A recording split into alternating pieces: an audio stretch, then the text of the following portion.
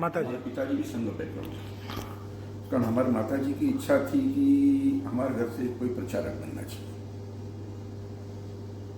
तो हम तीन भाई है, तीनों को शाखा भेज, हम जाते थे। हम कक्षा क्या, मैं 6-7 साल का था तब पिताजी ले आते थे गोद में शाखा पे।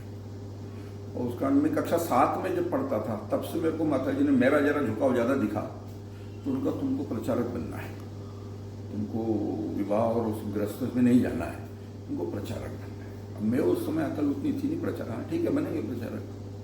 फिर पढ़ाई पूरी। हमारे घर का आर्थिक परिवार बहुत आर्थिक रूप से कमजोर है। हमारे पिताजी LDT थे, लोअर डिवीजन टीचर। उसका उनको तनख्वाह 150-200 रुपया मिला करती थी, उसमें 6 लोगों का परिवार। हमारी कोई जमीन जायदाद मकान वगैरह ऐसा कुछ भी नहीं है कहीं पे भी, गाँव में वगैरह। तो उस कारण बस कमाओ और खाओ यही चलता था। अब उसमें प्रचारक पढ़ाई मेरी MSc तक पूरी हो गई। MSc के दौरान हम ऑटो रिक्शा भी चलाया करता था मैं। तो हमारे घर की ऑटो रिक्शा हमने खरीदी थी एक, लोन लेके। बड़े भाई चलाते थे, फिर बड़े भाई के बाद मैंने चलन चालू किया। तो MSc के दौरान ऑटो रिक्शा, सुबह शाम डिपार्टमेंट जाना, सुबह शाम ऑटो चलाना और दोपहर को डिपार्टमेंट जाना, ऐसे पढ़ाई करते रहे। उसके बाद में मेरे को बैंक जॉब मिला। बैंक जॉब भी मेरे को ऐसे ही मिल गया, ऑटो रिक्शा में बैठे बैठे बन गया सब में।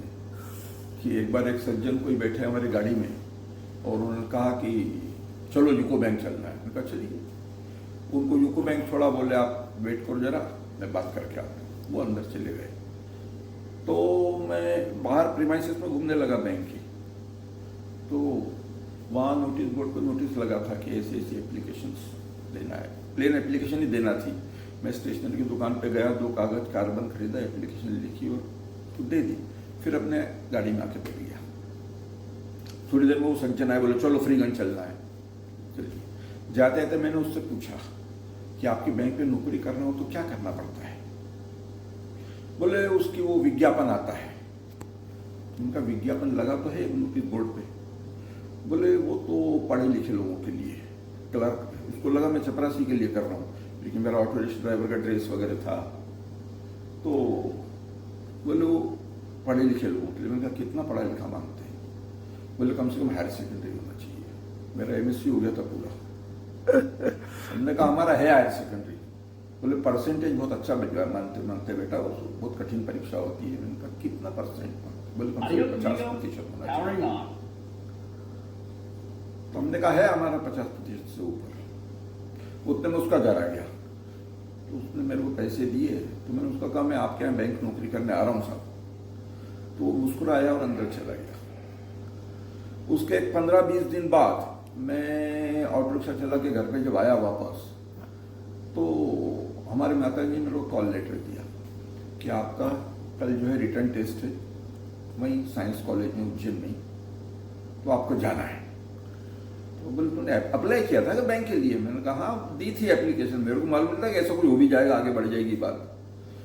तो रिटर्न टेस्ट के लिए जाएंगे। अब जाने के लिए हमारे पास जाना आना मतलब वो भी कटे। तो ऑटो रिक्शा मैंने बाहर निकाली। कब की बात है ये, मतलब किस वर्ष? 1977-78 की बात है। अच्छा, आपके जन्म के पहले की बात। बहुत पहले की बात। तो 77 में मैंने MSc पूरा किया जुलाई में। और बाद में फिर मैं बाहर निकला, ऑटो रिक्शा साफ की मैंने। उतने में 2 पैसेंजर मेरे को मिल गए। चलो बोले साइंस कॉलेज चलना है। मैंने कहा जाना आना फ्री हो गया अपना, फ्री में अपन जाएंगे। उनको बिठाया, कॉलेज गया। कॉलेज जाकर मैंने गाड़ी अंदर डाली कॉलेज में। तो बोले ना हमें बाहर छोड़ दो। बोले नहीं आप, मैंने कहा गेट तक छोड़ूंगा आपको, मेरे को भी परीक्षा देने जाना ही था। और उनको छोड़ा वहां पे और फिर गाड़ी मैंने ऑटो स्टैंड पे डाली। तो ऑटो वाला वो अपने साइकिल स्टैंड पे पार्किंग में, तो पार्किंग वाला ए ऑटो, बोले बाहर। अब वहाँ ऑटो थोड़ी आता है। मैंने कहा तेरे को पैसे से मतलब है ना, लोग स्कूटर से आते हैं, कार से आते हैं, मैं मेरी ऑटो से आया हूँ, पैसे देकर बात खत्म। तो बड़ा आश्चर्य लगा। गाड़ी रखी, फिर अंदर जाने लगा। तो साइंस कॉलेज वो गेट के ऊपर गेट कीपर ने मेरे को रोक लिया। बोले कहाँ जा रहा हो? मैंने कहा अंदर जा रहा हूँ। आपने परीक्षा चल रही है। ड्रेस आपने ऑटो वाली पहनी हो? परीक्षा चल रही है। तो परीक्षा देने जा रहा हूँ। बोले कॉल लेटर कहाँ है? ये कॉल लेटर है। देखा तो उसने कहा फिर ये ड्रेस क्यों पहन रखी है? मैंने कहा इसमें ड्रेस कोड लिखा है क्या, कौन सी ड्रेस पहन के आना है परीक्षा के लिए? कोई सी भी ड्रेस पहन के आएंगे? नहीं जाओ बोले। अंदर गए तो वो जो दोनों मेरे आए थे साथ में पैसेंजर, उनके आगे मेरा रोल नंबर था।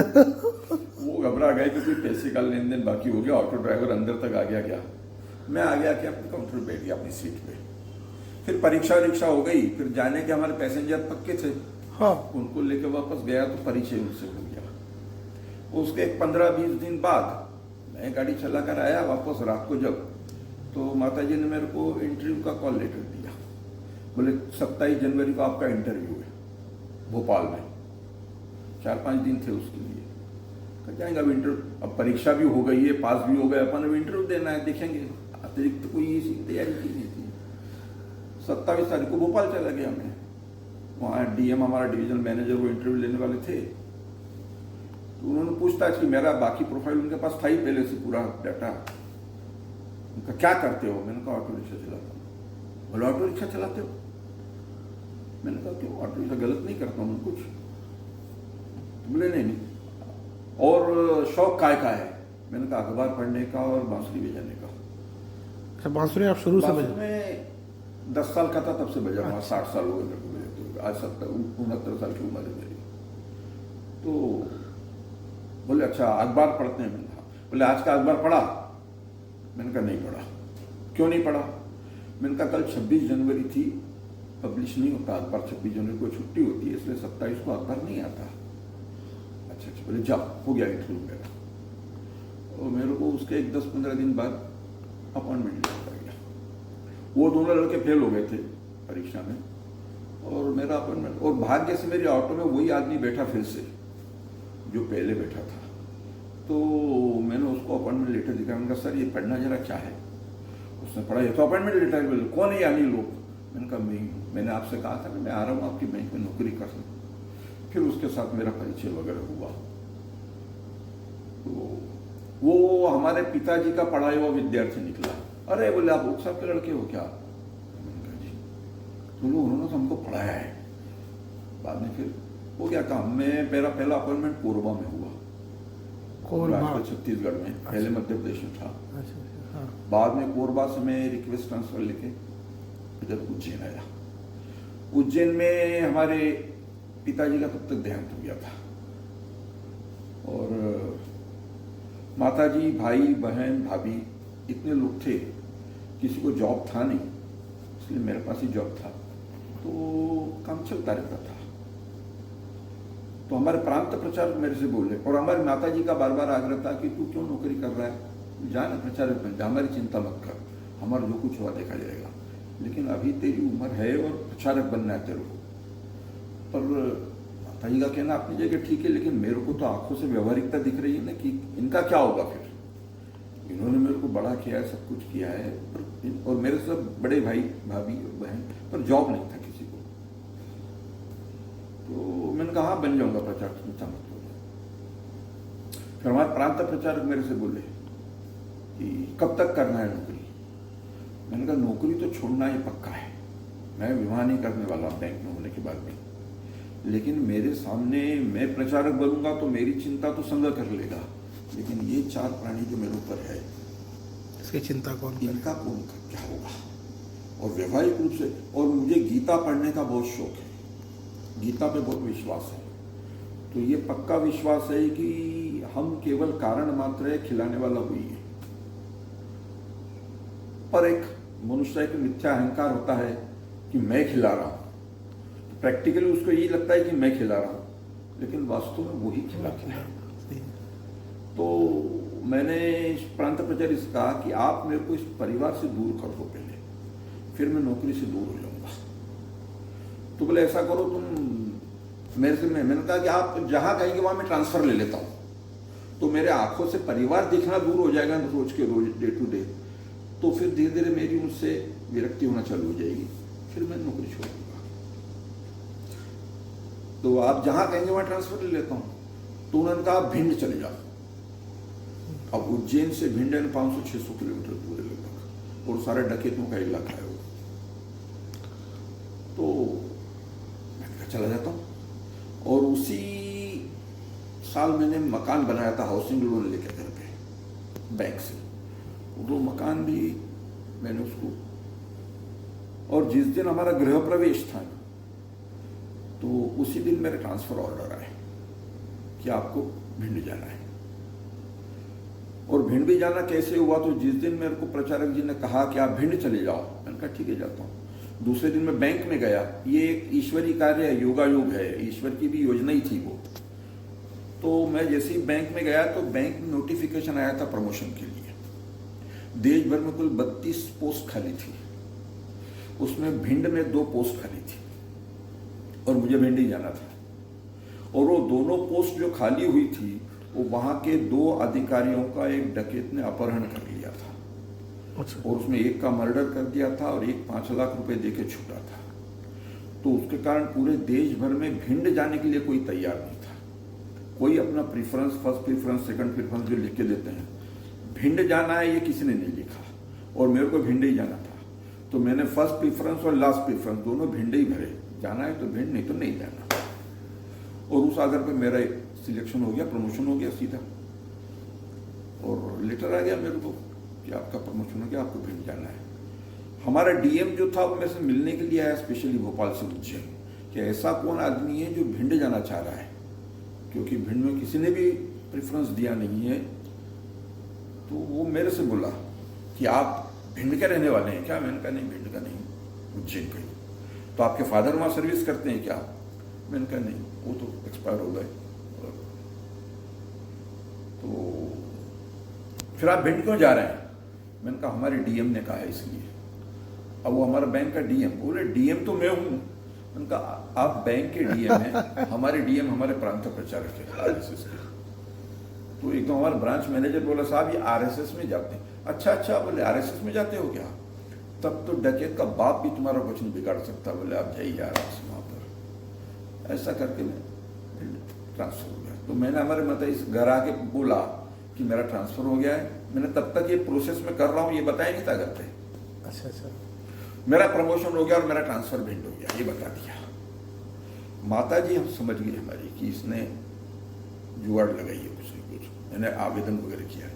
हमारी माता जी को सुनाई नहीं देता था, 100% वो थी, बहरी थी। हमारी किसी की बचपन से आवाज नहीं सुने उन्होंने कभी, इशारे से ही बात हमारी चलती सब। तो माता जी ने कहा ठीक है भिंड जाओ आप। और जिस दिन मेरा गृह प्रवेश था उस दिन मेरा ट्रांसफर ऑर्डर आया था 14 जनवरी को। तो 14 जनवरी ये मकर संक्रांति रहती है और मकर संक्रांति को संन्यास लिया जाता है।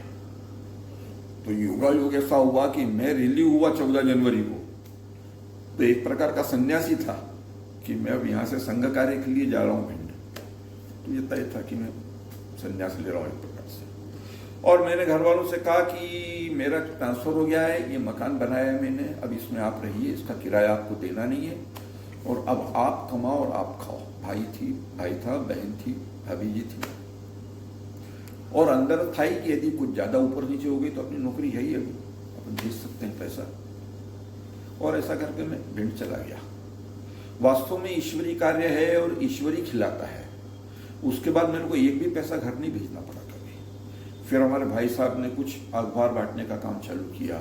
हमारी माता जी हाथ से पापड़ वापड़ बनाती थी, सेवैयाँ कुरडई बनाना हाथ से, उसको दुकान पे बेचना। फिर हमारी बहन जी ने, भाभी जी ने कुछ ट्यूशन वगैरह करना चालू किया। तब तक हमारी बहन को एक सेंट मेरी कॉन्वेंट, वो भी एमएससी मैथमेटिक्स थी, तो उसको जॉब वहाँ मिल गया हेड ऑफ द डिपार्टमेंट का। तो ये सब ईश्वर करवाता है और उसको वो जॉब मिल गया। और कुल मिला के 2 साल 3 साल में परिवार ने 10,000 रुपये महीना कमाना चालू कर दिया। तो मुझे लगा कि अब अपनी जरूरत है नहीं वहाँ पर ज़्यादा, और परिवार चल रहा है। तो और मैं यहाँ भिंड में रहता तो कार्यालय में रहता था, प्रचारक वत रहता था, तो घोषणा नहीं थी प्रचारक की। तो कार्यालय में रहना और बैंक में जाना और बाकी संघ कार्य करना। इसके बाद 1993 में 1990 की कार सेवा वगैरह हुई, उसमें गया था अयोध्या में, वहाँ डंडे लाठियाँ खाई, सब पहुँचा था अयोध्या पर।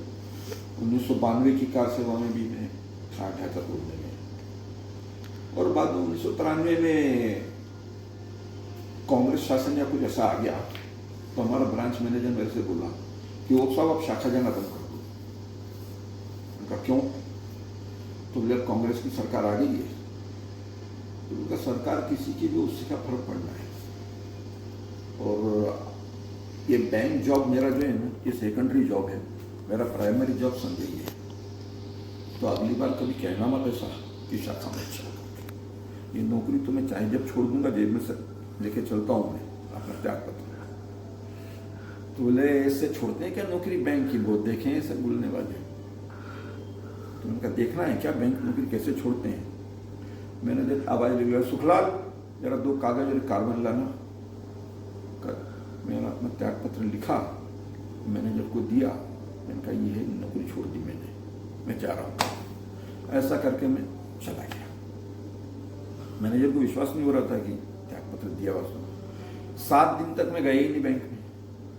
और संघ ने मेरे को प्रचारक घोषित किया, तो भिंड में ही प्रचारक घोषित कर दिया उन्होंने।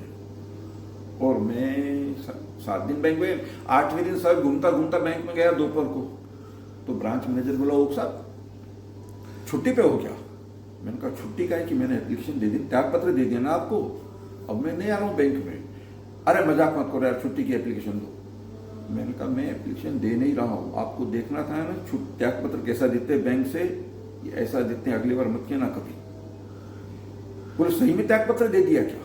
उसने भेजा ही नहीं था, वो अपने पास ही रखे पाले बैठा था, उसको विश्वास ही नहीं हो रहा था। तो बोले नहीं आओ यार। मैंने कहा अब नहीं होगा मैं। तो उसने कान पकड़ लिया, वो सब गलती हो गई, लेकिन ये ले लो वापस, मैं गलती से मैंने बोल दिया। मैंने कहा आप चिंता मत करो, आपकी कोई गलती नहीं है, आपको देखना था ना त्याग पत्र कैसे देते हैं, ये ऐसे देते हैं त्याग पत्र, और आप इसको भेज दीजिए आगे, मेरे भरोसे मत रहिए, मैं नौकरी करने नहीं आया हूँ। फिर चला गया। 10-12 दिन बाद फिर आया बैंक में सर लोट घूम के। तो फिर मेरे से बोले सही में दे दिया ओक साहब आपने त्याग पत्र? मैंने कहा कमाल हो गया भाई साहब, आपने अभी तक भेजा नहीं क्या वो त्याग पत्र आगे? बोले अभी नहीं भेजा, मैंने अपने पास ही रखा है, भेज दूं? मैंने कहा बिल्कुल भेज दो। उसने उठा के फिर त्याग पत्र डी ऑफिस को फॉरवर्ड किया। डी ऑफिस, मैंने उज्जैन में जब था तो मैंने एक बैंक लोन की गारंटी दी थी, 5,000 रुपए DRI का लोन था, उसमें से 4,200 उसने जमा कर दिए थे और 800 बाकी थे। मेरा जब त्याग पत्र गया वहां पे, तो वो NOC नहीं मिली मेरे को। अच्छा कि जब तक ये गारंटी है इसकी लोन की, तब तक त्याग पत्र स्वीकार नहीं होगा। तो त्याग पत्र स्वीकार नहीं हुआ, और संघ ने मेरे को वहीं प्रचारक बना, जिला प्रचारक बनाया था। शनिवार को वैसे हाफ डे रहता है बैंक का, और दोपहर को वैसे ही प्रचारक को कोई काम नहीं रहता, कार्यालय में आके सो लेता है 2 घंटे। मेरे को सोने की आदत नहीं थी, तो मैं बैंक में चला जाता था, साहब नौकरी करने आया। शनिवार को नौकरी करो तो शनिवार रविवार की तनख्वाह पाओ, सोमवार से फिर छुट्टी, नहीं जाना, हमारा त्याग पत्र लगो। तो मैनेजर परेशान हमारा, जब तक मैं रिलीव नहीं होऊंगा तब तक तो मैं नौकरी में हूँ, एम्प्लॉय हूँ। मैनेजर मेरे को मना नहीं कर सकता कि आप मत आओ। मेरे को एक बार मैनेजर बोला कि ओ साहब आप रोज आइए। मैंने कहा नहीं आना। बोला फिर कभी मत आइए। मैंने कहा आप कौन कहने वाले हैं? मेरे को आप रिलीव, मैंने त्याग पत्र दिया, त्याग पत्र मैंने लिख के दिया है कि मैं समाज कार्य करने के लिए जाता हूँ, लिहाजा मेरा यह त्याग पत्र स्वीकार करो, मैं नियमित रूप से आने में असमर्थ हूँ, इसलिए मेरा त्याग पत्र स्वीकार करके मुझे कार्यमुक्त किया जाए। अब आप यदि मुझे कार्यमुक्त नहीं कर रहे हैं, इसका मतलब मेरी अनियमितता आपको स्वीकार है। सही। तो मैं जब फुर्सत मिलती है तो आता हूँ, और जिस दिन आता हूँ उसी दिन की तनख्वाह पाता हूँ। अब शनिवार का आता हूँ तो शनिवार रविवार 2 दिन की तनख्वाह है ही, फिर सोमवार से छुट्टी होती है। उसको बंद कर दो। हाँ। तो बोले आप छुट्टी की एप्लीकेशन दो। मैंने कहा मैं छुट्टी की एप्लीकेशन क्यों दूं, मैंने त्याग पत्र ही दे दिया है। तो मैंने उनसे कहा कि आप ऐसा करो, मुझे रिलीव कर दो ना, सीधी सी बात है। बोले मैं कैसे रिलीव कर सकता हूँ? मैंने कहा आप मुझे सस्पेंड कर दो। बोले वो भी नहीं कर सकता। मैंने कहा आप मुझे टर्मिनेट कर दो। बोले वो भी नहीं कर सकता, आपने कोई फ्रॉड थोड़ी किया है। मैंने कहा जब आप कुछ कर ही नहीं सकते तो बैठे रहो, जैसा चल रहा है वैसा चल रही। अब बेचारा कुछ कर नहीं सकता था। मैं अपने शनिवार आता था, शनिवार रविवार की तनख्वाह पाता था। कहीं मंगलवार को यदि गणेश चतुर्थी की छुट्टी हो तो सोमवार की CL लेता था, क्योंकि 12 CL तो आपको पूरी मिलती है। अर्न लीव जो रहती है वो वर्किंग डेज के ऊपर मिलती ऊपर है में, हाँ। कि हर 11 दिन पर एक दिन तो वर्किंग डेज मेरे नहीं थे ज़्यादा, लेकिन 12 सीएल तो पूरी मिलती है, तो सोमवार की सीएल ले लेता था, तो शनिवार रविवार सोमवार मंगलवार एक दिन की नौकरी करके 4 दिन की तनख्वाह पाओ। वो बैंक परेशान। और उसके बाद में फिर उज्जैन में हमारी माता जी को पता लगा कि इसने त्यागपत्र दे दिया और एक प्रचारक बन गया है, बहुत प्रसन्न हो गई। मैं उज्जैन दीपावली पे जब गया तो हमारे माता जी ने कहा कि तूने नौकरी छोड़ दी ना? मैंने कहा तुमको कैसे पता? मैं यही बताने के लिए आया हूँ कि मैंने नौकरी छोड़ दी। बोले हमें पता है। बोले तुम्हारे हमारे स्वार्थ के कारण तुम्हारा परमार्थ रुका था, अब तुम नौकरी करो और बार बार घर पे नहीं आना, हमारा सब ठीक चलेगा, जो कुछ होगा। आश्चर्य। बाद में फिर हमारी माता जी ने कहा, उनको पता लगा कि इसका त्यागपत्र स्वीकार नहीं हुआ है, तो हमारे बैंक में उज्जैन में एक एम्प्लॉय थी महिला, वो हमारे घर पे आना जाना चलता, तो उसने ये बताया कि अभी त्यागपत्र स्वीकार नहीं हुआ क्योंकि उसका लोन है ऐसा ऐसा। तो माता जी ने भाई साहब से कहा एकदम ऐसा करो, जाके 800 रुपये जमा कर दो उसके बोरोवर के और उसको मुक्त करवाओ अनिल को। और इन्होंने भाई साहब ने 800 रुपये जमा कर दिए लोन के। जैसे ही 800 रुपये जमा हुए तो मेरा एनओसी रिलीज हो गया वहाँ से, और रिलीविंग ऑर्डर मेरा ब्रांच में पहुँच गया। मैं अगली बार शनिवार को जब गया तो मैनेजर ने मेरे को रिलीविंग लेटर दे दिया, बोले अब आप रिलीव हो गए। तो 1.5 साल तक मैं ऐसा चलता रहा मेरा बैंक में, और हर महीने मेरे 4,000 3,000 4,000 रुपये कमाता रहता था। लेकिन उसमें भी मैं प्रचारक घोषित हो गया। तो प्रचारक के कोने कैसे घिसे जाते हैं और प्रचारक का अहंकार क्या होता है, ये भी ध्यान में आया वहाँ पे। कि मेरे को जब बैंक से पैसे देती थी तो मैंने हमारे प्रांत के वरिष्ठ प्रचारक थे, उनसे कहा कि जब तक बैंक मेरे को दे रही है ना, तब तक मैं संघ को अपना व्यय पत्रक नहीं दूंगा। मन में भाव अच्छा था कि संघ के ऊपर लोड ना आए। तो बोले आप प्रचारक बन गए ना, अब आपका पूरा खर्चा संघ करेगा, अब आप तुम्हारे नहीं हो तो फिर तुम्हारा पैसा कहां से? तुमको यदि मिलता ही है यदि बैंक से या ऐसा कुछ, तो तुम घर भेज दो या अपने एफडीआर में डाल दो, लेकिन तुम्हारे जीवन के ऊपर खर्चा संघ करेगा। मेरे को उस समय गले नहीं उतरी ये बात कि क्यों ऐसा कह रहे हैं, मैं तो अच्छी बात के लिए कह रहा हूँ, भाव से कह रहा हूँ।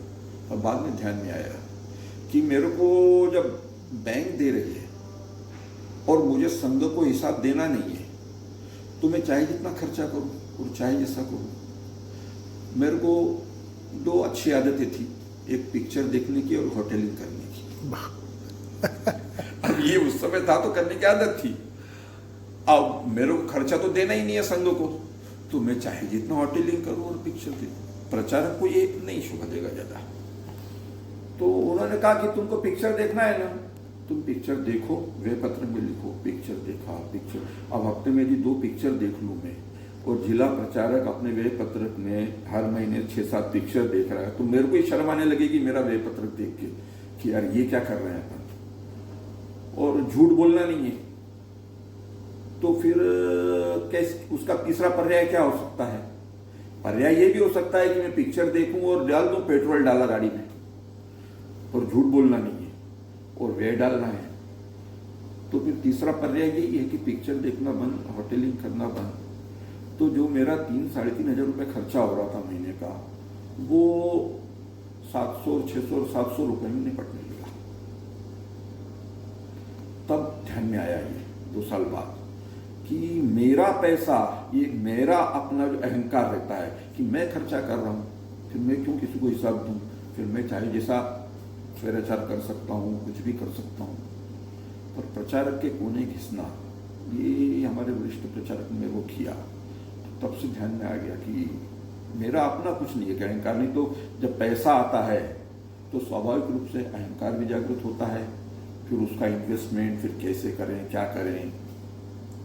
पैसा ही नहीं रखना सबसे अच्छी बात। और इस तरह से मैं प्रचारक बन गया।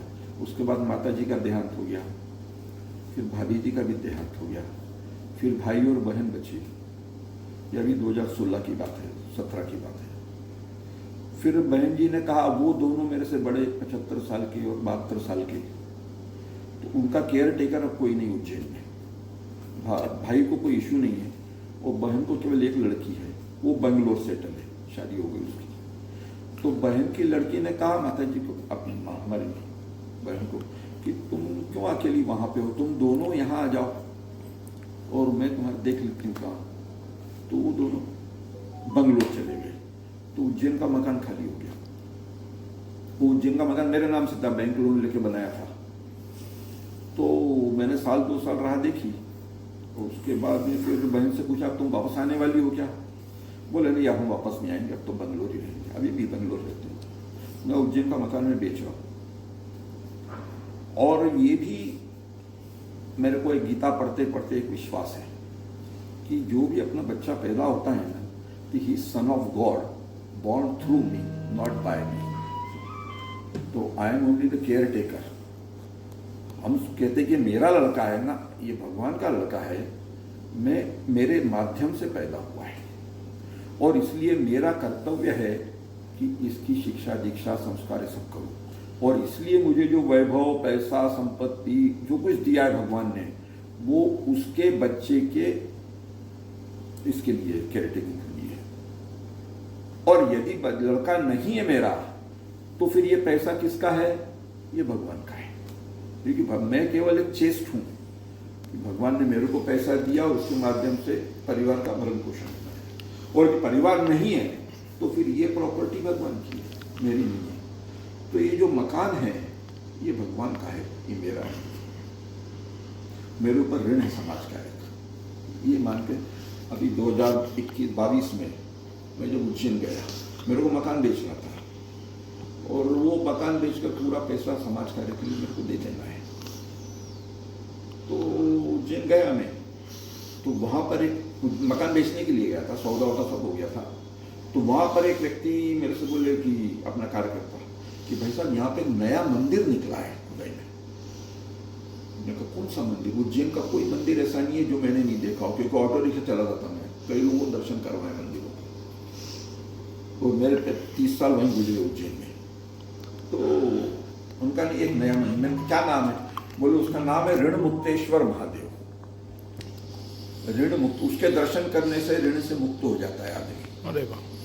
तो मैंने उसके दर्शन किए। दोपहर को 2 बजे, 4-4:30 बजे मेरे मकान की रजिस्ट्री हुई, सेल डीड हुई, और मुझे जो पैसा मिला लगभग 55 लाख रुपया, वो मैंने 6-6:30 बजे एक ग्वालियर में आरोग्य धाम चिकित्सालय चलता है, कानपुर में एक चिकित्सालय अपना संघ का चलता है, वहाँ पर वो डोनेट कर दिए। तो मैं मुक्त हो गया। अब मुट्ठी बांध के आए थे, हाथ पसार के चले जाएंगे जब वो बुलाएगा। तो कुल मिला के ये ईश्वरी कार्य है। इसका समय समय पर मेरे को अनुभूति आई है उसकी, कि नौकरी छोड़ते समय भी उसकी अनुभूति आ गई, घर पे भी अनुभूति आ गई कि ईश्वर ही करता है सब कुछ, हम कारण मात्र है। और बाकी सब कुछ। अच्छा, ये आप जो वाद्य बजाते हैं, ये वाद्य बजाने का जहाँ तक सवाल है, मैं 10 साल का था, यानी कि लगभग कक्षा 4-5 में पढ़ता था, तब संघ के घोष में मैंने बांसुरी बजाना शुरू किया। हमारे घर में कहीं सीखा नहीं, संघ के घोष में सीखा। और संगीत एक ऐसा कला है कि वो धीरे धीरे अभ्यास करते करते ही आती है। आप यदि एक दिन नहीं बजाएंगे तो आपको पता लगेगा कि मैंने आज नहीं बजाया। आप 2 दिन नहीं बजाएंगे तो आपके गुरु को पता लग जाएगा कि आजकल उस्ताद कर नहीं रहे रियाज। और 3 दिन नहीं बजाएंगे तो समाज को पता लग जाएगा कि इनका बजाना आजकल प्रैक्टिस बंद है। ये संगीत में कहा जाता है ऐसा। तो मैंने तय किया, वो बांसुरी बजाते बजाते मैं पहले खड़ी बांसुरी बजाया कर जाती थी। अच्छा अच्छा। बाद में फिर मेरे को प्रचारक बन गया, फिर दायित्व मिल गया, फिर विभाग प्रचारक बन गया। विभाग प्रचारक से फिर 6 महीने के लिए मैं प्रांत का अधिकारी बना, फिर अखिल भारतीय शारीरिक प्रमुख बना, सह शारीरिक प्रमुख, फिर शारीरिक प्रमुख। और उसमें फिर ये घोष में दायित्व आने लगा। इसमें घोष का बांसुरी रहता है, ये घोष रहता है शारीरिक विभाग में। अच्छा, तो मतलब फिर ये आड़ी बांसुरी चालू हुई। अच्छा अच्छा, आड़ी बांसुरी का आदर मेरा ही घोष रहता था। ये वाली बात। फिर वेणु जो है, फिर आड़ी बात, फिर मैं फिल्मी गीत बजाना, तो अपन बजा सकते हैं क्या करके मैंने कोशिश करना चालू किया। धीरे धीरे बजाते बजाते बजाते आने लगता है। ये आड़ी बांसुरी बजाना पहले आवाज ही नहीं निकलती थी इसमें से, और बाद में आप बजाते रहिए, सतत अभ्यास करते रहिए, तो उसके बाद में बजना लगता है। आप तो चूंकि आप अखिल भारतीय अधिकारी हैं, संघ के अखिल भारतीय व्यवस्था प्रमुख हैं, और तो आप तो हमेशा यात्रा में रहते होंगे।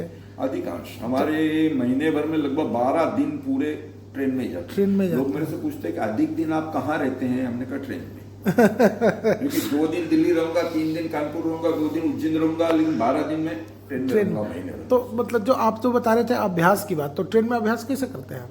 ट्रेन में भी मैं बजाता हूँ बांसुरी।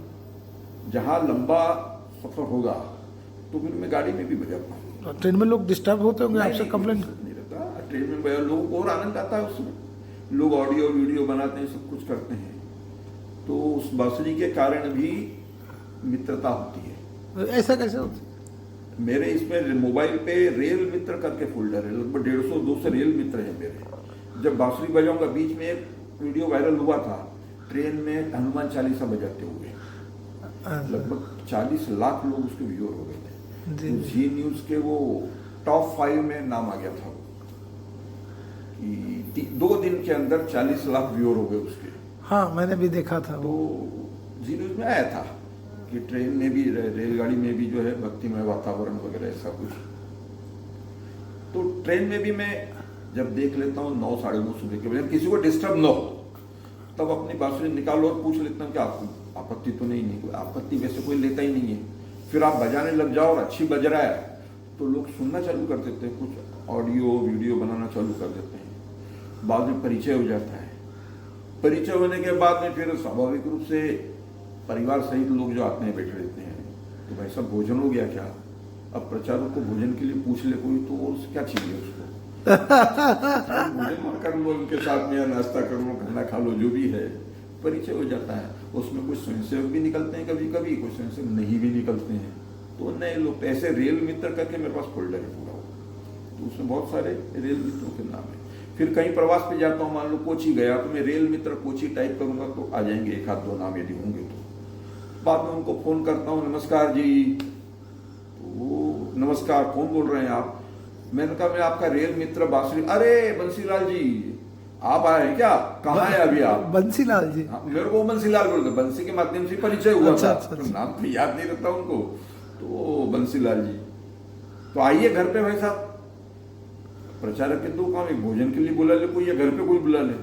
तुरंत विभाग प्रचारक से बोलना है कि चले मोटरसाइकिल से उसका लोकेशन मंगवाते हैं, उनके यहाँ चले जाते हैं, भोजन करते हैं, विभाग प्रचारक का परिचय भी करवा देते हैं। इसके आगे का काम विभाग प्रचारक का है, यदि वो चाहे तो उनके यहाँ संपर्क रखें, जो भी है। पर अच्छे बहुत सारे डॉक्टर, इंजीनियर, प्रोफेसर हैं, आर्टिस्ट हैं, ऐसे बहुत सारे लोग परिचय में रहते हैं। ये रेल मित्र वाले? रेल मित्र, रेल के माध्यम से। तो ये भी एक संघ कार्य है। एक बार ऐसे ही मैं, जिस दिन ये 370 खत्म हुई थी, जी 2000 सन में, अगस्त में हुई, अगस्त में, हाँ, अगस्त में 5 अगस्त को शायद हुआ। जी। और उसी साल 15 अगस्त को मेरा जम्मू कार्यक्रम था, प्रवास था। तो 14 अगस्त की रात को मैं भोपाल से बैठा हम सफर एक्सप्रेस में जम्मू जाने के लिए। तो भोपाल से भी कुछ विद्यार्थी, 20-22-25 विद्यार्थी, लड़के लड़कियां, कक्षा 12 में पढ़ते होंगे, 11-12 में, वो कहीं टूर पे या खेलने जा रहे थे गुवाहाटी में। तो उनको दिल्ली जाना था, दिल्ली से फ्लाइट वगैरह थी कुछ उनकी, तो वो भी बैठे थे गाड़ी में, हम सुनते थे। अब दूसरे दिन 15 जनवरी, मेरे को 3:30 बजे उठने की आदत है रोज की, तो मेरी नींद खुल गई। विद्यार्थियों की दिल्ली वो सुबह पहुंचती है ट्रेन एकदम, तो विद्यार्थी भी जाग गए थे। सारे लोग अपने आजकल मोबाइल पे, फेसबुक, व्हाट्सएप, इसके अलावा दूसरा कोई उद्योग नहीं है विद्यार्थियों को भी। और मैं बेचैन हो रहा था कि आज 15 अगस्त है, ये सारे नौजवान लड़के हैं और ये कैसे, इनका 15 अगस्त खाली जा रहा है। तो मैं उनके साथ जो सर आए थे, मैडम आई थी, मैडम से कहा दीदी जरा 15 अगस्त के बारे में बताइए बच्चों को। सुबह 7-7:30 बजे वो दिल्ली पहुंच जाती है। तो वो भी मैडम जो है अपने व्हाट्सएप पे चला रही थी। मेरे से बोला अरे सर किसी का इंटरेस्ट नहीं है। एक्चुअली इंटरेस्ट इसका नहीं था, बच्चों का तो इंटरेस्ट है। तो अब मैं सोचा अपन क्या कर सकते हैं इनके लिए, सब नौजवान लड़के हैं। तो मेरे पास बहुत सारे पजल्स रखे रहते हैं, अभी भी रखे हैं पजल्स मेरे पास में। तो वो पजल्स एक 10-12 पजल्स हैं, कुछ मेटेलिक पजल्स हैं, कुछ अलग अलग प्रकार के। तो मैंने एक पजल निकाला, एक लड़के को दिया। मैंने कहा बेटा इसको जरा अलग अलग करो। तो उसने लिया, उसको अलग अलग करने लगा, तो 2-3 लड़के उसके साथ जुड़ गए, लो मैं करता हूँ मैं करता हूँ। मैंने दूसरा पजल निकाला, उसको दिया, मैंने कहा तू इसको कर। तो फिर 2-3 लड़के इसके साथ, 3-4 लड़के इसके साथ जुड़ गए। फिर तीसरे को एक और पजल दिया, तू ये कर। फिर एक कुपे में लड़कियां बैठी थी 7-8-10, तो मैंने वहां पे 2-3 पजल देके आ गया। मैंने कहा इसको जरा सॉल्व करो। अब सबके मोबाइल बंद और सब लोग अब वो पजल सॉल्व कर रहे हैं, और मुझे मालूम था कि इनमें से एक भी सॉल्व नहीं कर पाएगा, मेरे पास आएंगे वो। और मैं अपनी जगह बैठ गया। थोड़ी देर में वो अंकल ये तो नहीं आ रहा है, अंकल ये नहीं आ रहा है, अंकल ये नहीं आ रहा है, बैठो, सबको बिठा लिया। अब वो बच्चे हैं तो 4-5 लोग इधर, 4-5 लोग ऊपर, इधर 4-5 इधर, पास में बैठ गए, खड़े हो गए। फिर मैं एक एक पजल सॉल्व करता गया। अब वो मैडम वगैरह भी देखने लगे, सब लोग, शिक्षक भी, अब उनके भी मोबाइल बंद। अरे ये तो बहुत इजी है अंकल, अरे ये तो बहुत इजी है करके। मेरे को मालूम था ये सब कुछ। वो जो मदारी रहता है ना, डमरू बजा के भीड़ इकट्ठी कर लेता है, वैसे हमने भीड़ इकट्ठी कर ली। फिर हमने कहा अच्छा बताओ आज क्या है? 15 अगस्त। मैंने कहा 15 अगस्त को क्या हुआ था? अपना देश आजाद हुआ था। मैंने आजादी किसने दिलवाई थी बताओ? तो बच्चों को 2 ही नाम मालूम है, बापू और चाचा। अच्छा, नाम बताया ही नहीं कभी। तो बोले महात्मा गांधी जी ने, बापू ने और चाचा नेहरू ने। बिल्कुल सही बात है, लेकिन और भी अपने देश में महापुरुष हुए कि नहीं? भगत सिंह का नाम सुना है कि नहीं? हाँ सुना है। चंद्रशेखर आजाद का नाम सुना है? सुना है। शिवाजी का नाम सुना है? राणा प्रताप का नाम सुना है? मैंने कहा पिछले 1000 साल में हमारे यहाँ बहुत महापुरुष हो गए। आप में से ऐसा कौन है जो 50 महापुरुषों के नाम गिना सकता है? शिवाजी, राणा प्रताप, गुरु गोविंद सिंह, गुरु तेग बहादुर, जोरावर सिंह, फतेह सिंह, और बताते जाओ अपना। यानी वैज्ञानिकों के नाम, मुनियों के नाम, ऋषियों के नाम और महापुरुषों के नाम। बोले हम बता सकते हैं। मैंने कहा एक एक बताओ, खड़े हो जाओ, तुम बोलते जाओ, मैं गिनता जाऊंगा। मुश्किल से 7-8 नाम बता पाया और शांत हो गया। उसके बाद वो आ गया सीधे महात्मा गांधी तक, ठीक है, बाद में फिर इंदिरा गांधी, जवाहरलाल नेहरू, राजीव गांधी। मैंने कहा ये नेता थे, ये महापुरुष। महात्मा गांधी तक महापुरुष ठीक है, तो उसके आगे जो है ना, ये सब नेता थे, इनके नाम मत बताओ। और भी नाम कम है क्या हमारे पास? फिर दूसरे का इसमें जोड़ो तुम। फिर तीसरे, कुल मिला के 16-17 नाम बता पाए, 22-24 के मिलाकर। फिर मैंने कहा मैं आपको एक कविता सुनाता हूँ। वो कविता लंबी है थोड़ी सी, और उसमें बहुत सारे महापुरुषों के नाम आएंगे। और हमारा देश जो है ना, ये पूरा एक मंदिर है, इसी कल्पना की है। और इस मंदिर में महापुरुषों की मूर्तियां लगी हुई है, और उन मूर्तियों के दर्शन आपको करवा रहा है कवि। तो उसमें फिर महापुरुषों के नाम आएंगे आपको। वो कविता यूट्यूब पे है, आप देखेंगे तो मिल जाएगी आपको।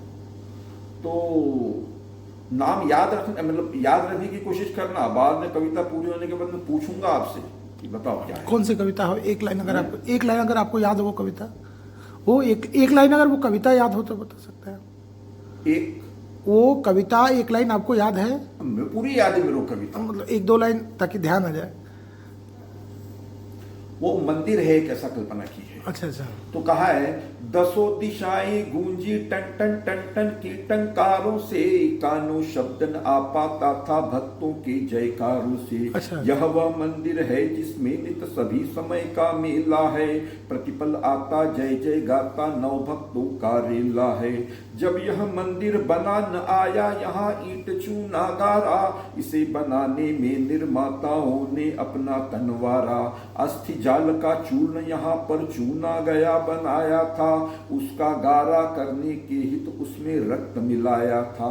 ईंटों के स्थानों पर अपने हाथों से अपने सर के ऊपर सर, फिर उस पर सर पर सर रख कर भवन बना है इसी भांति यह ईंटन चूना पानी से, किंतु जान के निर्मोही मस्तानों की कुर्बानी से। बहुत लंबी कविता है, महापुरुषों के। हाँ। और वो बहुत सब कुछ सुनाया मैंने, लगभग 20 मिनट 15-20 मिनट चली वो कविता। सब लोग ध्यान से सुन रहे थे, और मैंने कहा था मैं पूछूंगा, तो कुछ लोग नोट कर रहे थे, कुछ लोग वीडियो बना रहे थे।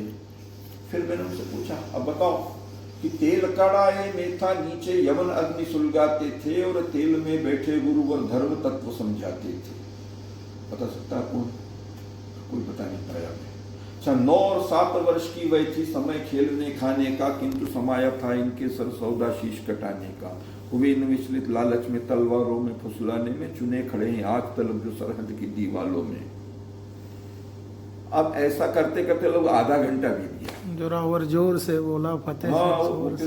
दूसरी कविता है वो। हाँ मतलब वो आप जो कह रहे थे हाँ, फतेह सिंह जोरावर सिंह का ही है वो। तो कहने का तात्पर्य ये सब होने के बाद फिर मैंने पूछा इनसे कि अच्छा बताओ 15 अगस्त को और क्या हुआ था? और क्या हुआ था? देश आजाद हुआ था। मैंने कहा इसके अलावा और भी कुछ हुआ था क्या? कोई नया देश बना था क्या? एक लड़का बोला हाँ अंकल पाकिस्तान बना था। हाँ, उनका पाकिस्तान कब बना? अपना 15 अगस्त को अपन आजाद हुए। वो पाकिस्तान 14 अगस्त को बन गया था।